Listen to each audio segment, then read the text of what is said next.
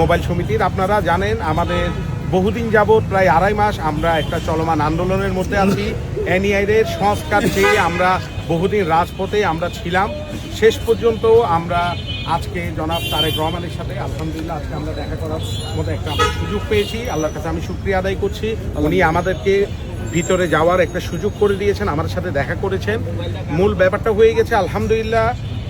আগামীতে এই এনইআরের যে সিস্টেমটা আমরা ওনাদেরকে বোঝাতে সক্ষম হয়েছি যে এটা একটা জনবান্ধব বিষয় নয়, এবং যে ট্যাক্সের বিষয়গুলো সেগুলো আমরা বলেছি।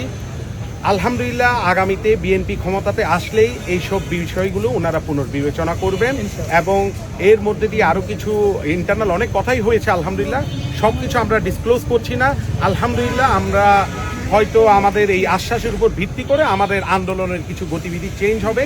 হয়তো এমনও হতে পারে কালকে থেকে হয়তো আমাদের কোনো কর্মসূচি থাকতেও পারে, নাও থাকতে পারে। আমরা সেন্ট্রালি বসে আমরা ইনশাল্লাহ আপনাদের সকলকে জানিয়ে দিব।